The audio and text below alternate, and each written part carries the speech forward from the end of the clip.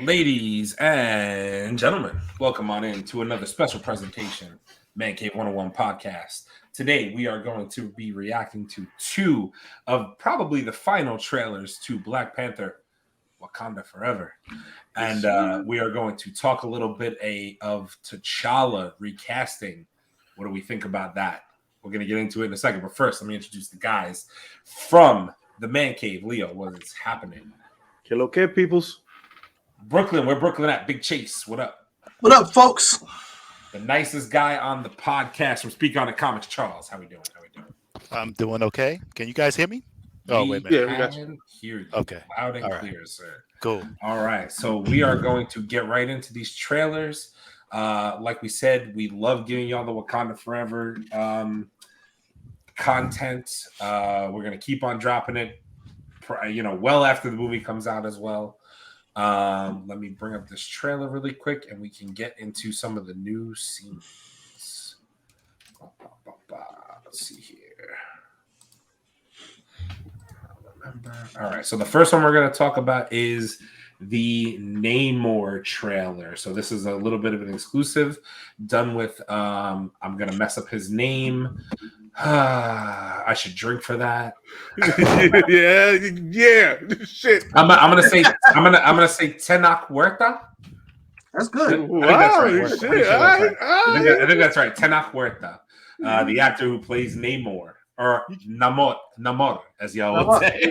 Namor. Listen to that Bad Bunny boy. Listen to you, Jerome. Namor. All right, so let's take a look at this Namor trailer. My ancestors would often say, only the most broken people can be great leaders. Introducing Namor was really an opportunity to introduce another sovereign ruler of a group of people. He shows up representing Talokan. He's coming for the surface world. In Marvel Publishing, Namor was one of the first superheroes, frankly. They called him Kukulkan, the feather serpent god. Namor loves his people, and he's gonna protect them because to be a ruler, you have to serve the people. Talokan has a deep meaning for me. It's part of my personal heritage as a Mexican, as an inhabitant of Mesoamerica. Finally, I could find a more powerful representation of my culture with dignity and respect. I cannot wait for everyone to see Talokan. I'm excited about how we're going to see the world come alive. Both nations want the same thing, which is to preserve and to protect their people, but they're willing to go about it different ways. I need to know if Wakanda is an ally or an enemy. Namor is very much concerned with what he needs and what he wants. This delicate dance between the two of them. I get chills just thinking about it. Who are you?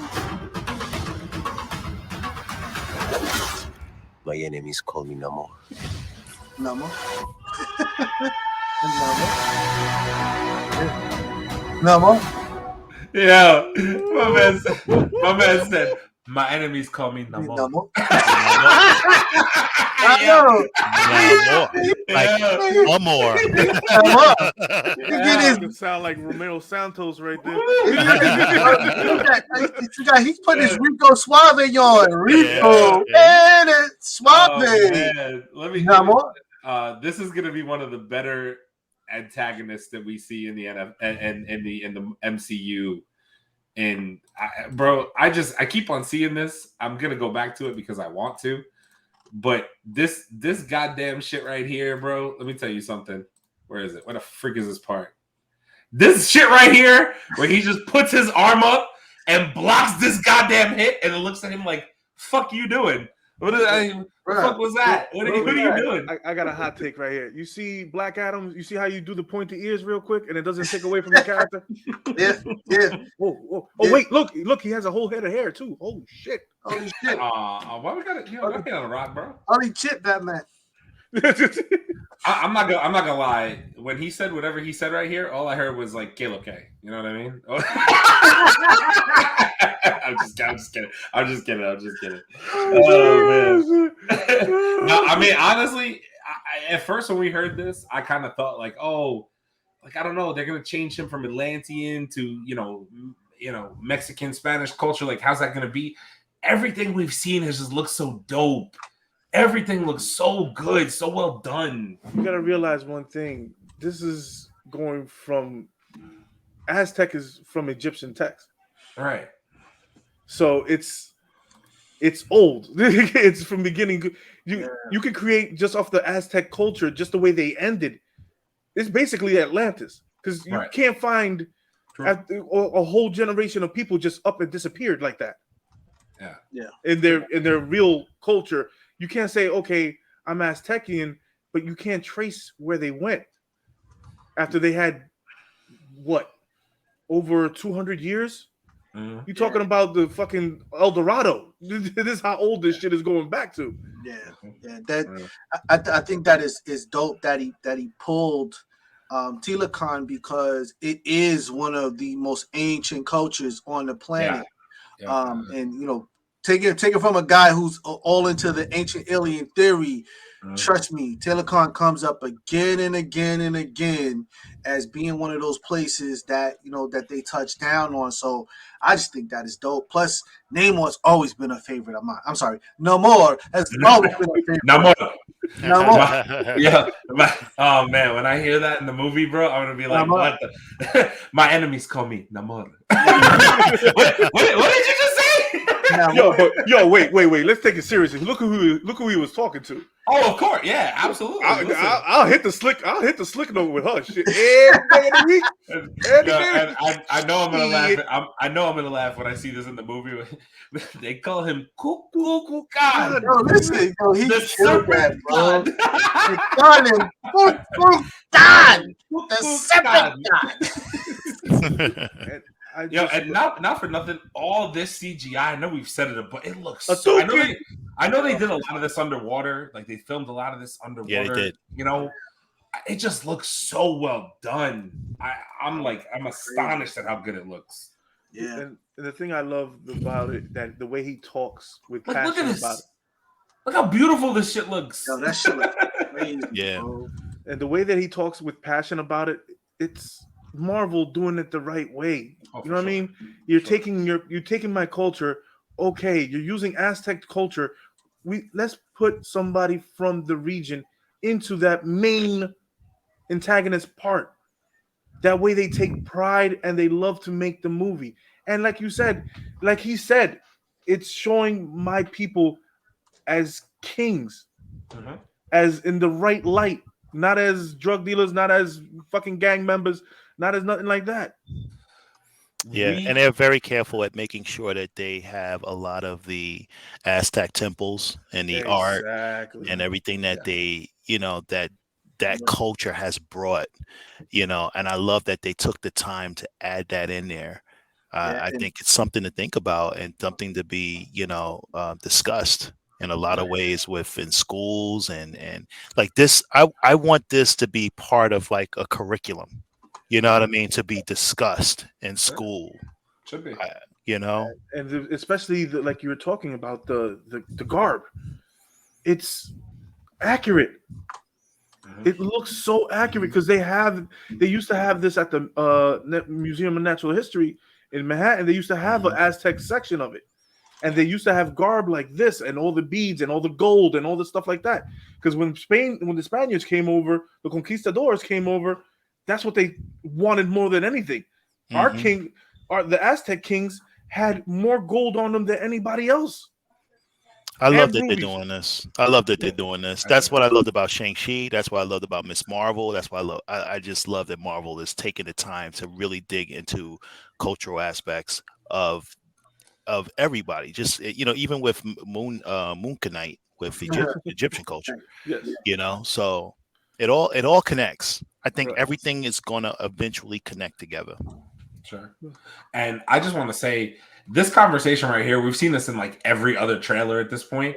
I can't wait to see the depth of this conversation that's being had by Queen Ramonda and Namor. Listen, because bro, this when he says, I need to know if Wakanda is an ally or an enemy. And then all of a sudden the next thing we see is my man just taking his spear and going right into the throne room like he don't give a look. Dude, you gotta realize that if I'm curving my expectations, if they do this right, and the way they're talking about giving him his own series, I want that to happen. Namor is coming off as the perfect anti-hero. He literally is. He's being portrayed as the perfect anti-hero for the MCU. He's going to be strong. He's going to end up being whatever side he thinks is really right, whether that be the quote-unquote good guys or whether that be the bad. He's going to be on whatever side he feels like is more important to protect his people. That's the way they're portraying him. That's the perfect anti-hero. No bullshit. Yeah. Dude. I can't get over the CGI underwater just is astonishing to me. Ryan Coogler, bro, I don't know. He my girl Shuri knocking that shit out the box, bro. He really is. He really is. Hey, look, he has pointy ears and hair. Yes.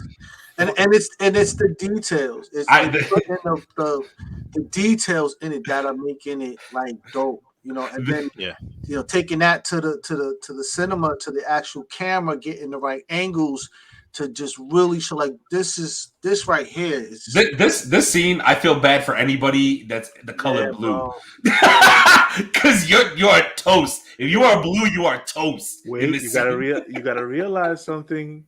I'm not gonna spoil it for the movie, but see those blue guys right there? They've been trained by the same people that trained the Dormology. I know. They're definitely well trained. That's for sure. They've been trained by the same person. It was Okoye and her sister. So guess who trained those? Yeah, this scene right here is gonna be iconic in Marvel history. This is gonna be an iconic scene in Marvel history. When these two have a full conversation about what's gonna happen, this is gonna go down as an iconic scene in Marvel history. My girl Angela Bassett. God damn, woman, you look good. See, this right here, my man takes that spear and he's about to go into the throne room. He just don't care. He doesn't care. I even love the scenes of him flying. Like, it's so dope. It's just so well done. Listen, they're knocking it out the box, bro. This is definitely gonna be an epic movie. It really is. It's so dope. Poor M'Baku. He's like, what am I supposed to do now? No, but wait, go back 2 clicks. 2 clicks?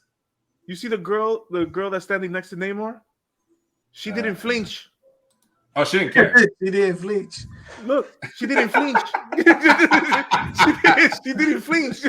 Not one bit. Powerful. Man, please don't take out my boy M'Baku. Don't take out my boy M'Baku, please. That's my guy, bro. That's my guy. Don't take him out, please. I'm begging you, bro. Oh man. All right. Anyway, we got one more little 30-second clip to share with you guys. Bear with me 1 second while I pull that up. We will go over that. It's a quick 30-second clip of another Wakanda Forever scene. Where we at right here? All right. And we got one more. Here we go. This one is entitled Remember.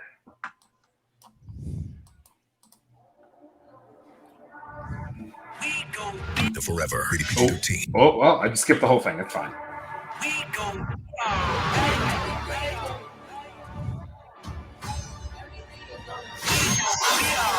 In 10 days, experience the movie that you will remember forever.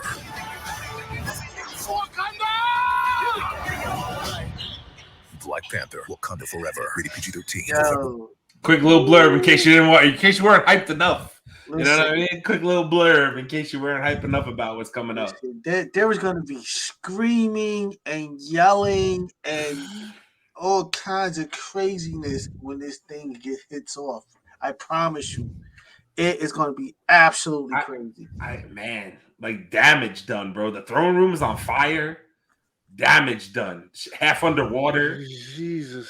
Yo, it is going to be all kinds of just... You know what I did notice that I think we haven't seen yet? So we didn't... So like, all right, ready? This is, to me, at least what I'm seeing. This is a Tuma. Yeah.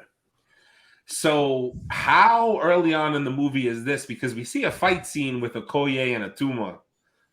I don't think this is early. One of the one of the spoilers that I saw says that Riri Williams creates. They're looking for an element or something in the ocean. Riri Williams creates a machine that is supposed to look for that element, and instead they find Telakan, which causes the disturbance, and which starts this off. So I don't think this is early in the game.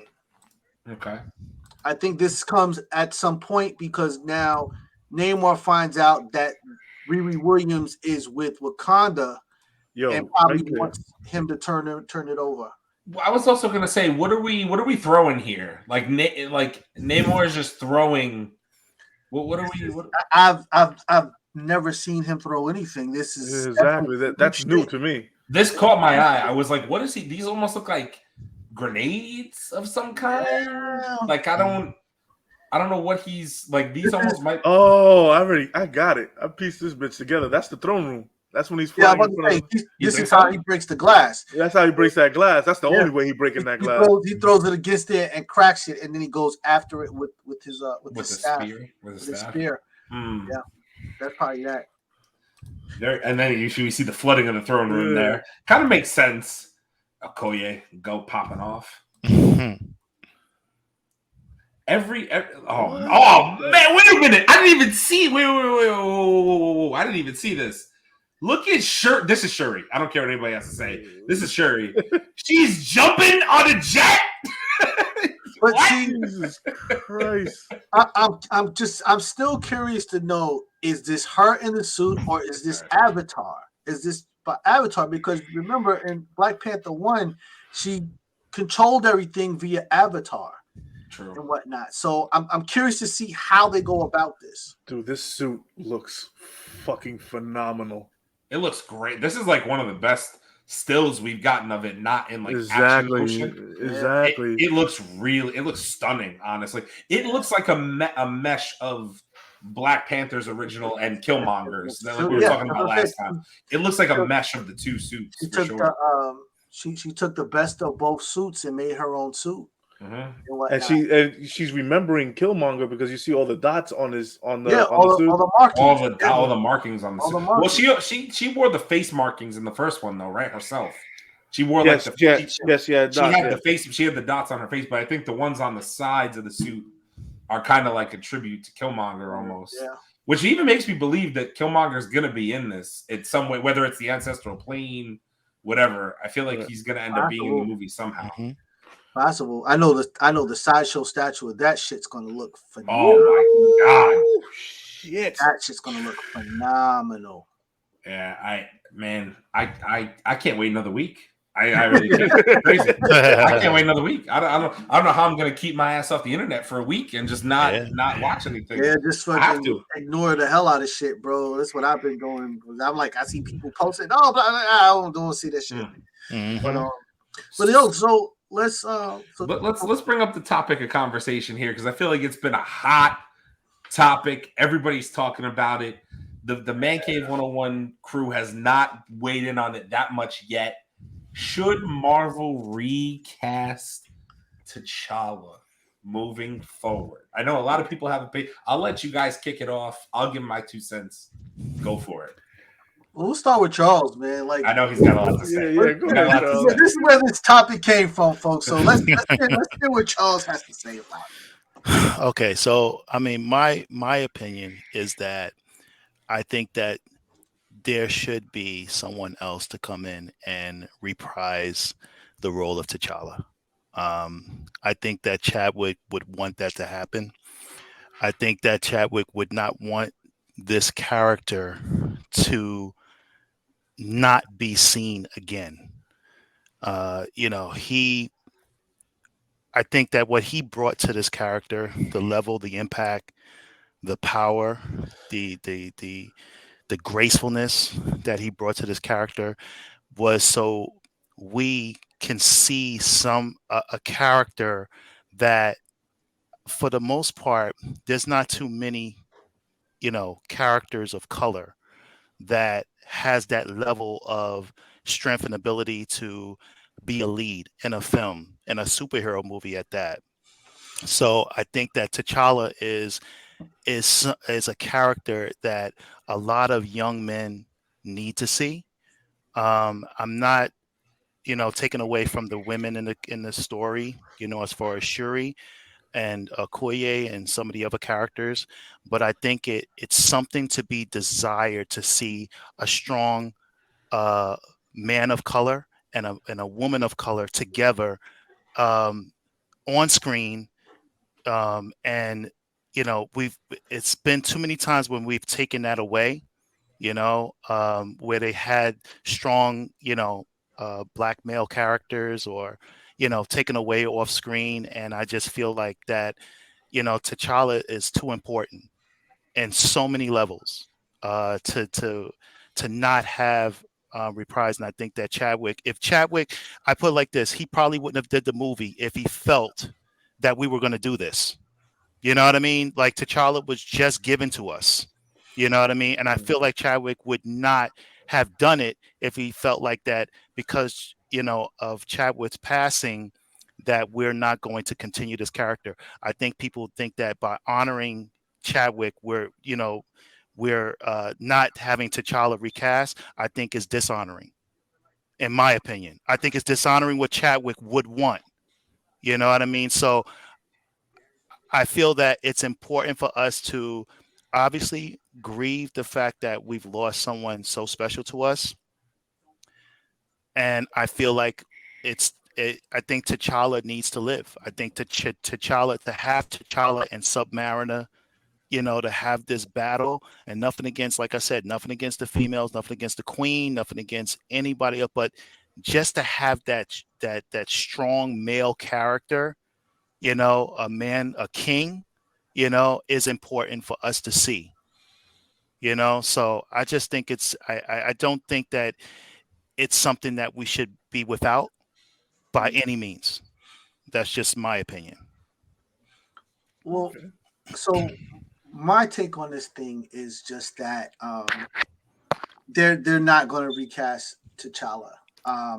It breaks the storyline. We all had hoped for Chadwick to be here a lot longer than what he was. But at this point, the story of Black Panther, as it were, is that the father, T'Chaka, had the Black Panther mantle and dies. And now T'Challa has the mantle and dies. And now we are kind of closing the book because for the last, 2-3 years, everybody was like, well, who are they going to put in the suit? But Ryan Coogler and Marvel understood, like, at this point, Chadwick is so synonymous with being the Black Panther and being T'Challa, to put somebody else in his place wouldn't work. The audience, I don't think, will accept anybody else as T'Challa because you're always going to just always compare that person to Chadwick, and there is no comparison, just if nothing else for the nostalgia of it and whatnot. So unless they create, they bring in T'Challa's son and rename him T'Challa and go forward in that manner, I just can't see them trying to bring somebody else in. And now, okay, now you're T'Challa reconstitution. Unless because it's the MCU, we go and grab a Black Panther from, Earth 616 or 313 and plug it in that way, then at least it makes sense. They had to give this thing time to properly transition. So one of the things with this war with Namor and with Telakan does is it closes the book. As you can see, there is a complete siege of Wakanda. And what that does is, if Wakanda is almost completely destroyed, it gives you a chance to write a new book the next morning after whatever happens here happens. So now you move to the next thing that's going to happen. I just don't see them going back at this point. And like I said, I have my own list of people to be the next Black Panther, but I never really thought of any of them being the Black Panther as T'Challa and whatnot. At least that's how I look at it. I think the character itself is beyond. I mean, obviously Chadwick, the actor, is gone from us. Mm-hmm. The character of T'Challa, for him, the way that he wanted to make sure that this character sustains, I think that he had every intention to make sure that this character continues. I think he did not want this character to be passed away with him.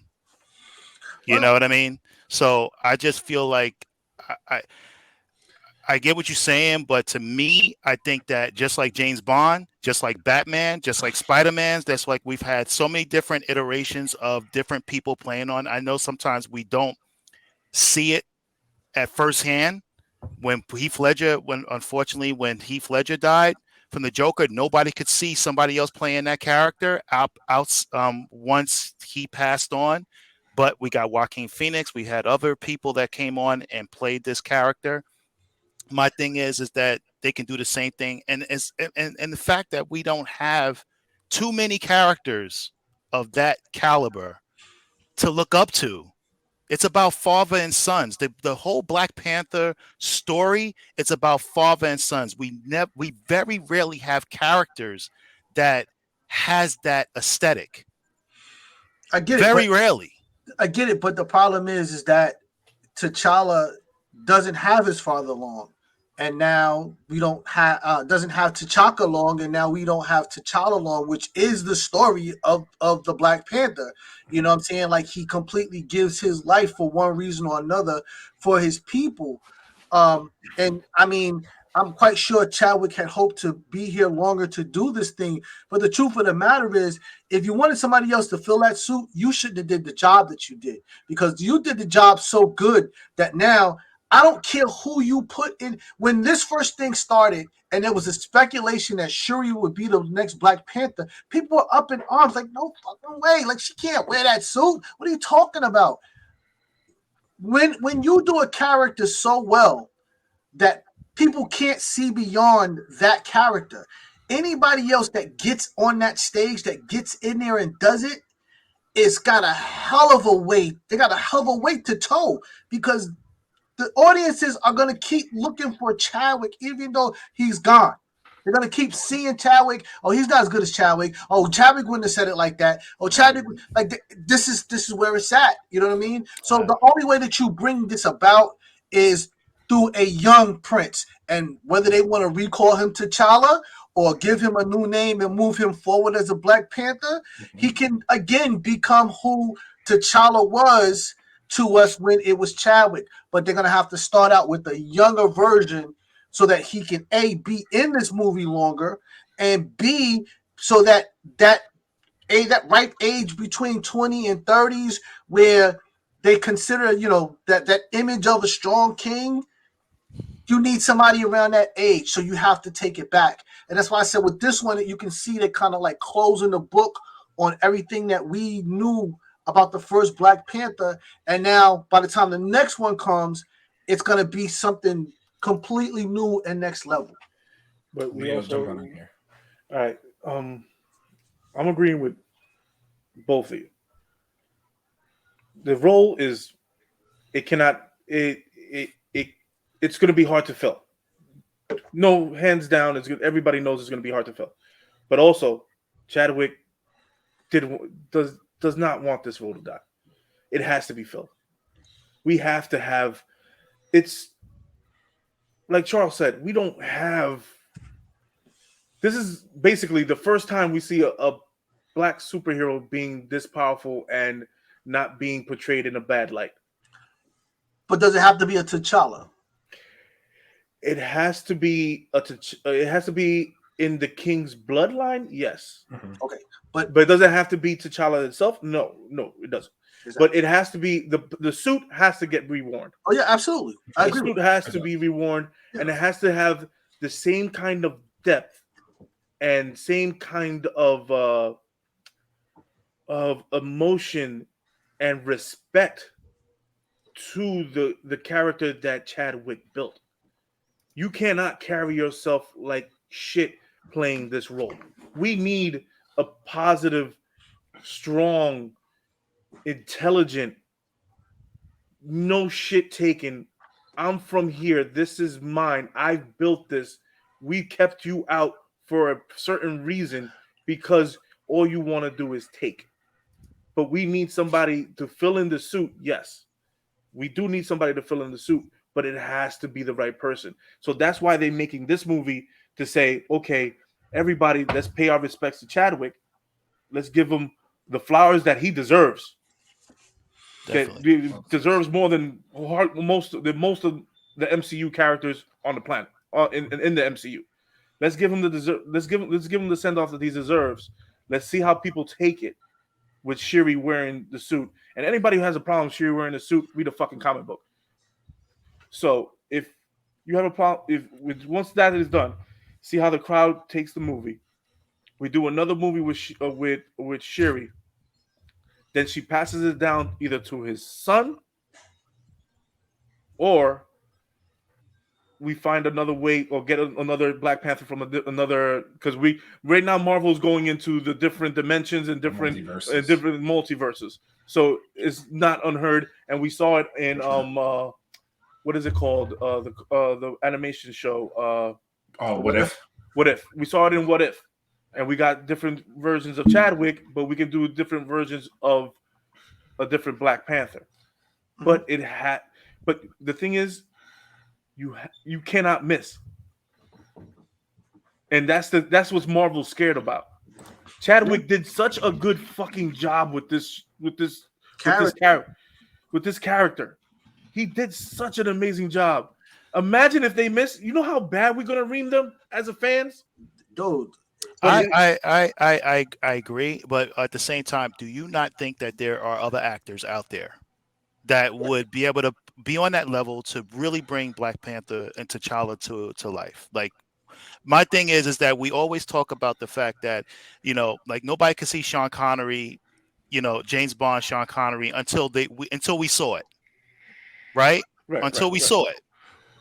So my thing is that we're taking everything now because we only see what we saw with Hugh Jackman being Wolverine, with Tony Stark being Iron Man. We only know those people for playing these characters. However, that's not to say that there is not someone out there that is able to take on that role and be just as graceful and just as impactful and just as strong. And they can get somebody from the same camp that Chadwick came from, that Denzel paid for his school. They can get that same individual to give them a shot and let them be T'Challa.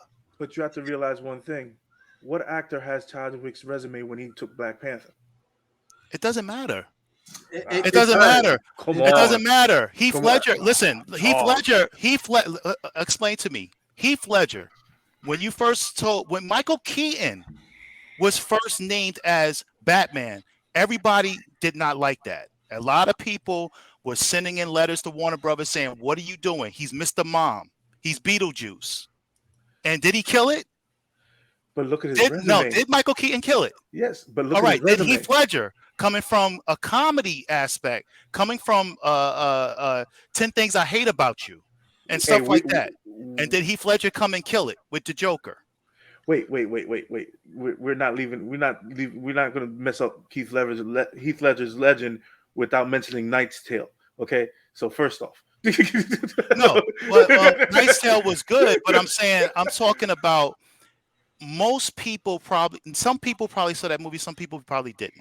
Okay, but at the same time, when they first announced that Heath Ledger was playing the Joker, a lot of people was not happy with it.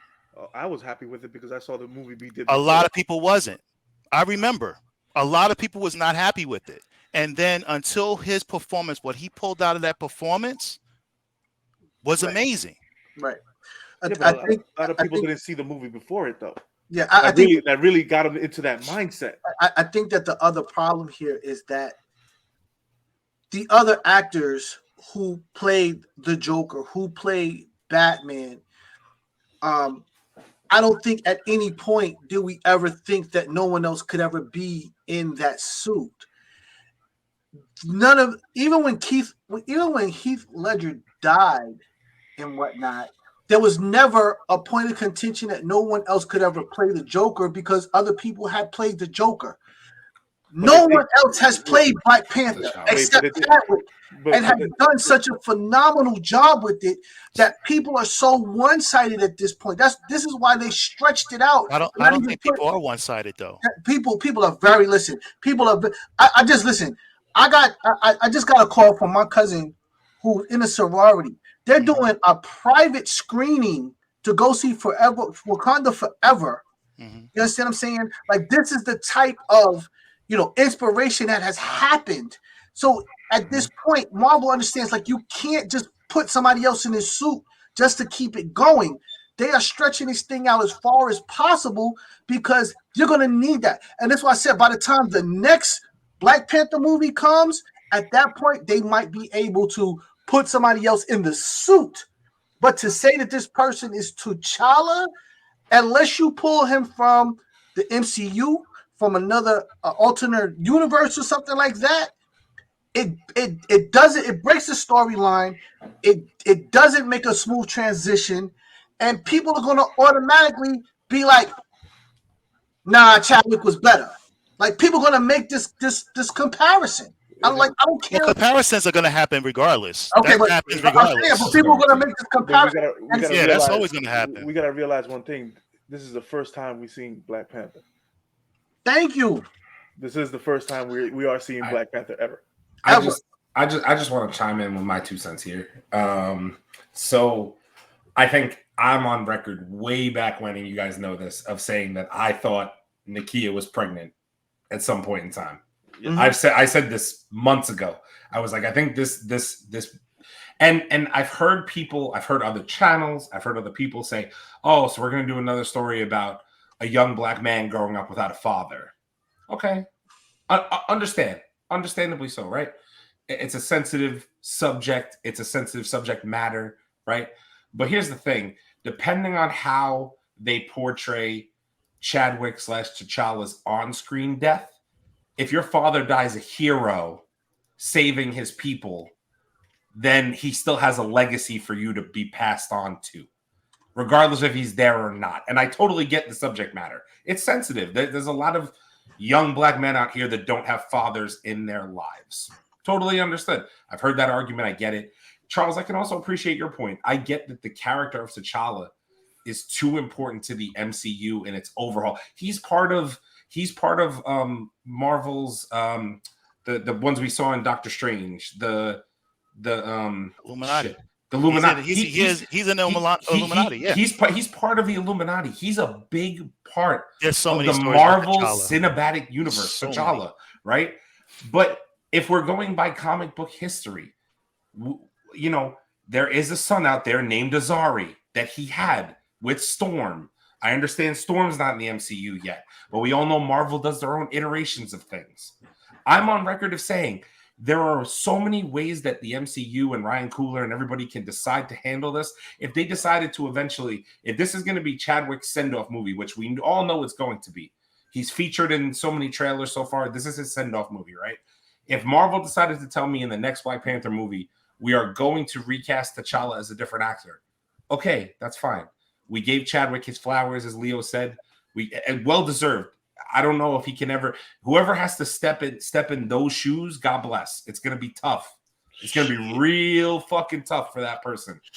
Now, could we go that route? Could we get an alternate, a different multiversal Black Panther from a different, like Chase said, from 616, 3, whatever? Sure, we could go that route, and I would be okay with that route as well. If the storytelling is done right, any which way, T'Challa's son, a variant of T'Challa, whatever. As long as Marvel does it correctly, I don't really care what route they go. And that's not saying I don't care about the character, because I do. I love the character. I love Wakanda. I love Black Panther. I love the story in total. But we just said it ourselves in the beginning. Black Panther's primary story is about a son who loses his father, and you have to take over that legacy. I'm fine with the Azari has to step in and eventually be part of the Young Avengers and take over in his father's footsteps in the MCU. That storyline would be fine with me if Marvel finds a way to do it right. I'm cool with that. And not for nothing, I just want to touch on the Shuri thing for a second. We've seen through all of these trailers and everything, everybody says, oh, T'Challa lost his dad. So did Shuri. Shuri lost her dad. This is going to be a story about Shuri. Shuri lost her father too. And not for nothing, the way these trailers look, she might lose Queen Ramonda at some point too to Namor. Like no more. There's nothing saying that this is going to be a loss. And not only that, listen, Shuri's also lost her brother now. Her brother's gone. She's experienced loss now. So if you don't think that Ryan Coogler is going to do a job of telling us Shuri also has loss and she's ready to step up and take over this mantle, whether it be temporarily or for whatever period of time, we're going to get an in-depth look at Shuri and not only her brain, but how she can be Black Panther, whether that's a temporary ascend to the throne or whatever. We're going to get an in-depth look at her, and I can't wait for it. Yeah, and that's all I have to say. We have to also realize one thing. The line that Queen Ramonda says is that I've given so much for my country, or I have lost so much. I've lost everything. I've lost everything for my country. And then you also have Shuri being in the suit, and we also got to realize one thing: if we do a younger Black Panther, and he being raised by the Queen, I'm with it. Same. Strong women have been doing this shit for years, and it takes a village. And any village like Wakanda, I'm for it. I think people complain because it's a cliche on Black culture. You know what I mean? It's a cliche on Black culture. It's a Black mom who has to raise her kid by herself because dad's a deadbeat. That's not this story. This story is a hero. Exactly. But the thing is, you got to realize one thing. The cliche ends when we're being portrayed. Normally, we're being portrayed in the worst light ever.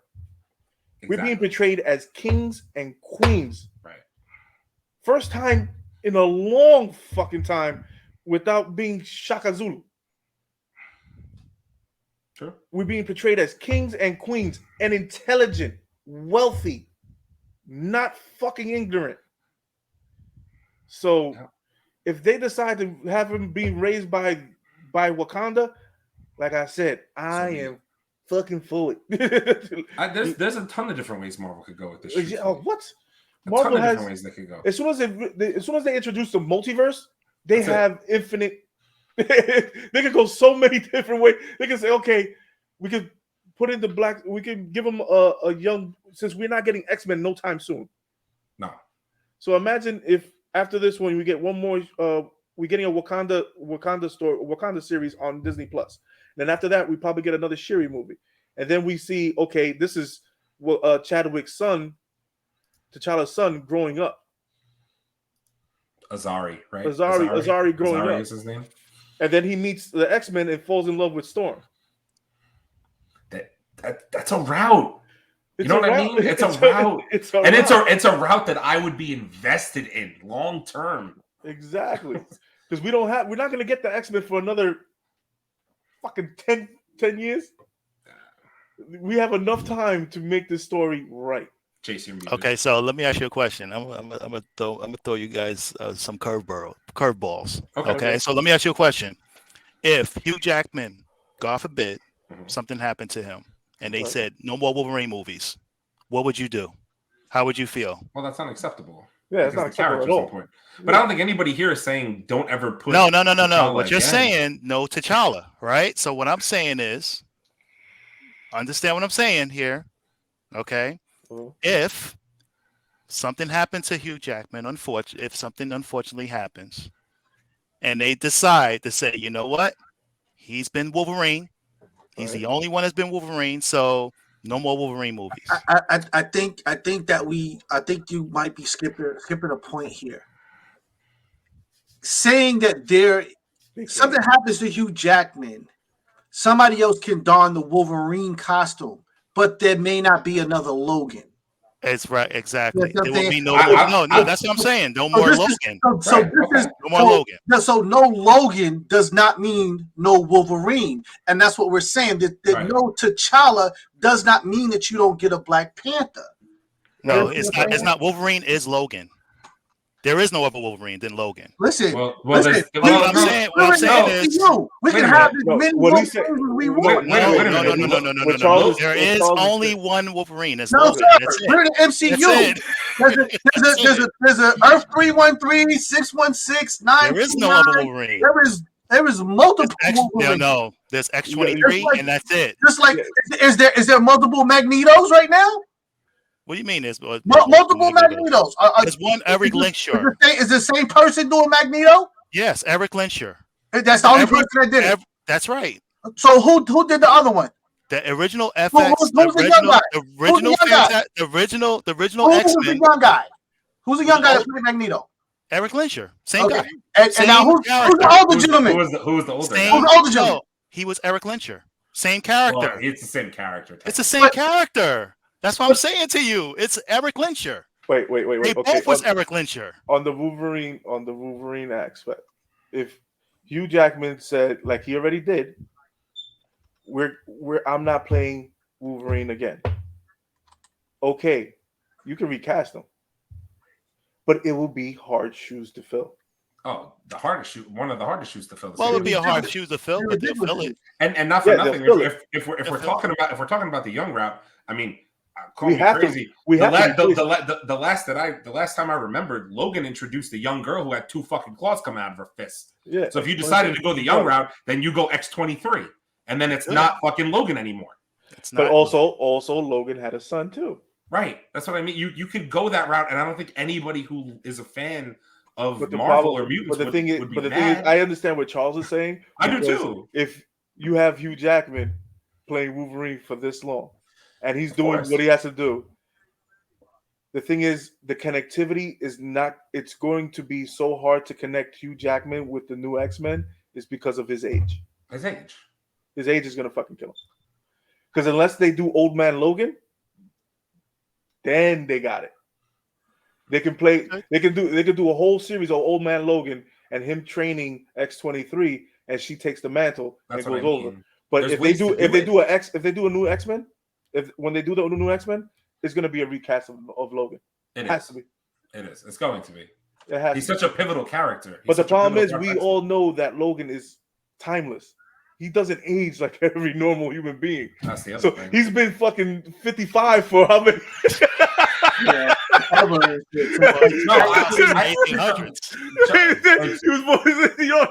been the same age. He's been the same age for how many fucking centuries? But that's a part of the being a mutant and a part of his mutation. That's what it. So you could actually have Hugh Jackman play it, but it won't look right. But people just they're putting him in this Deadpool movie, and God willing, please, Marvel, Kevin Feige, just give me the suit. That's what I want. The yellow? You talking about the yellow? Yellow, brown, black and white, fucking Weapon X. I already got Weapon X. Weapon X. Yeah, I got Weapon X already. But give me the one-armed fucking Wolverine, the other Weapon X. Give me one of the goddamn suits, man. That's all I'm asking. All right. Listen, we could probably go on about this for hours, but I think we should call it there. Listen, in the comments section, we want you guys to let us know. Recast T'Challa, young T'Challa, scrap T'Challa altogether. Whichever way you lean, let us know in the comments below. We will be looking at reading these comments constantly. Obviously, we all have a little bit of a difference of opinion. I think regardless, all any of us want is for the story of Wakanda and the mantle and the legacy of Black Panther to continue no matter what Marvel decides to do. Are we right in saying that at least? It has to continue. It has to continue. Yeah. Too important to continue. Yeah, definitely. Right? All right. So let us know in the comments. We appreciate y'all checking out this video. Wakanda Forever, 1 week. Let's get it, baby. Yeah. Let's get it. Cuckoo Khan. Cuckoo Khan.